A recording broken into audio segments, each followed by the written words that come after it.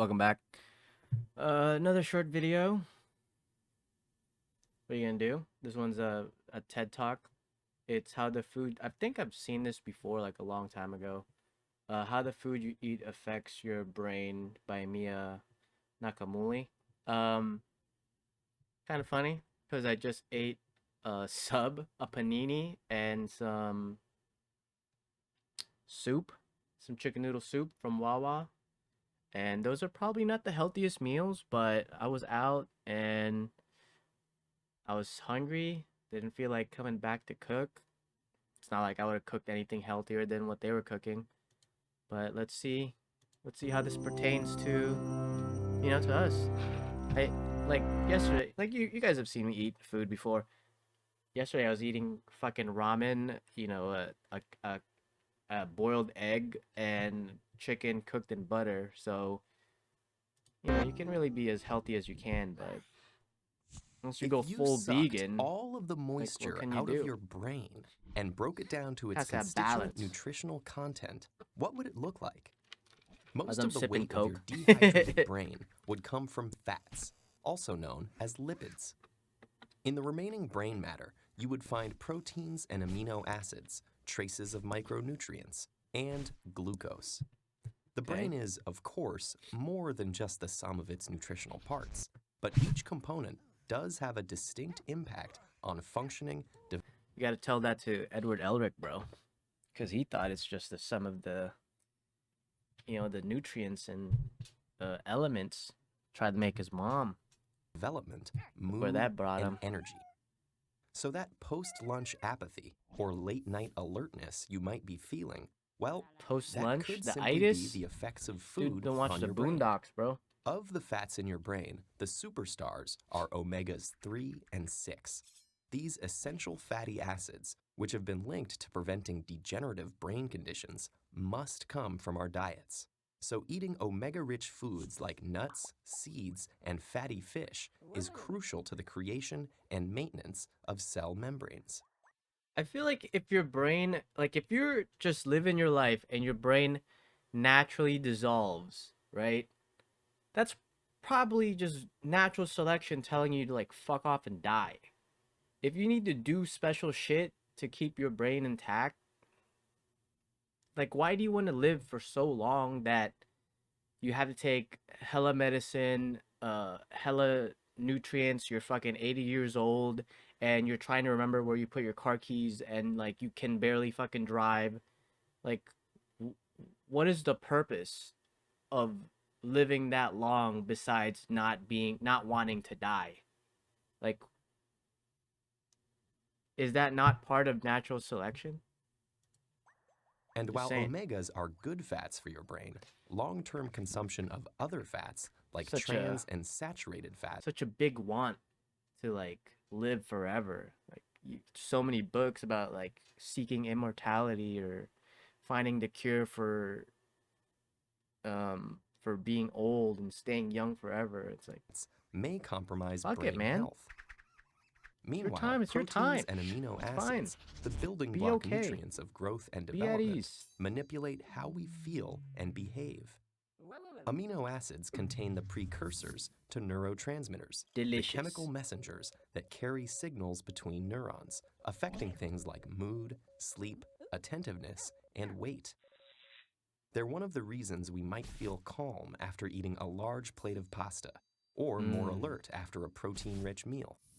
The complex combinations of compounds in food can stimulate brain cells to release mood-altering norepinephrine, dopamine. Do you think you're more alert after eating protein because your brain still thinks that like you just finished hunting, you know?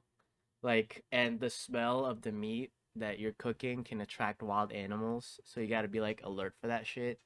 But if you're making pasta, your brain thinks that you're making pasta, you probably have an oven, like you're in a safer location, so it makes you sleepier and like feel at home. But like eating protein has that baseline trigger of that means you just killed an animal and you should be on the lookout. And That'd be kind of serotonin. wild, right? But getting to your brain cells is tricky, and amino acids have to compete for limited access. A diet with a range of foods Oh, there's so helps much. maintain a balanced combination of brain All right, let's see. You can make like a shrimp pasta, shrimp pasta with some tomato. That'd be okay, right? Put a little bit of lemon zest. You could have breakfast with avocado, egg, blueberries, maybe some bacon, and a glass of milk for every meal. Disgusting. And these could be lunch. Lunch meats. A little bit of strawberry.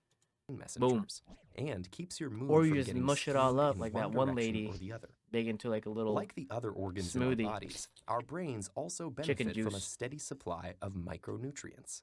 Antioxidants in fruits and vegetables strengthen the brain to fight off free radicals that destroy These brain things. cells, These are enabling dancing. your brain to work well for a longer period That of time. pear.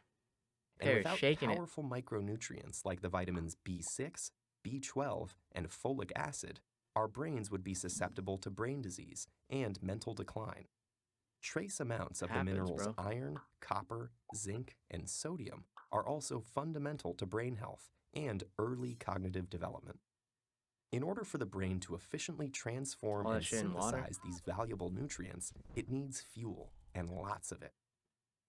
While the human brain only makes up about 2% of our body weight, it uses up to 20% of our energy resources. Oh my god, little resource Most of this hog. energy comes from carbohydrates that our body digests into glucose or blood sugar. The frontal lobes are so sensitive to drops in glucose, in fact, that a change in mental function is one of the primary signals of nutrient deficiency. Assuming that we are getting glucose regularly, He is like how does the working out, specific bro. type of carbohydrates we eat affect our brains? Carbs come in 3 forms: starch, sugar, and fiber.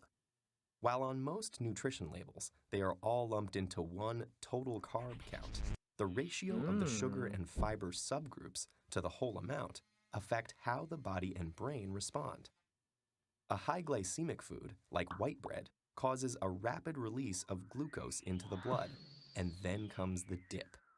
Blood sugar shoots down, and with it, our attention span and mood. On the other hand, That's why after lunch at work, when I used to work, like if I had like a sandwich, I would just feel so tired and like not want to do anything, any more work, anymore, like anything extraneous brain wise. Want to take a nap. I've definitely fallen asleep at work before. Oh my god, why does it do oats, that? grains, and legumes have slower glucose Legumes, release, bro. enabling a steadier level of attentiveness. For sustained brain power, opting for a varied diet of nutrient-rich foods Wait. is critical.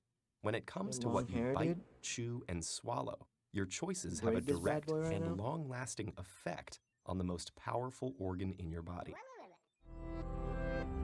Oh, that was it. Thank you, Mia Nakumuli. That was pretty interesting. So basically saying, watch your diet in like a, don't want to say convoluted, but in a different way. They're telling you to watch your diet and watch what you eat. But in this like day and age, why the fuck is it more expensive to eat healthier than it is to just eat shitty food? It's way cheaper to eat shitty food than it is to make like a healthy meal. Like it's becoming to a point where eating healthy is more for people that are well off rather than people that are like living paycheck to paycheck. If you're living paycheck to paycheck, you're gonna fucking eat what you can eat. You're not really worried about your health, which you should be, because it's gonna affect you later down the road, right? When you're living paycheck to paycheck and then you have a fucking heart attack because you've been eating shit, and you're just, you're fucked. You're stuck in that cycle. But then people that aren't living paycheck to paycheck and aren't as worried about money, they're being more selective about the things that they do, the things that they put their time into, but they're also more selective about what they eat because they're thinking about their health, they're thinking about living longer, they're thinking about things rather than their present struggle of like looking for more money because the bill is about to be overdue by the second time, and now you're gonna overdraft in your bank account and all this shit. And it's just eating healthy is a luxury, man. We don't really think about that shit, but it's 100% a luxury now. I'm pretty sure it wasn't before, but it definitely is now. Sadage. I'll see you guys later.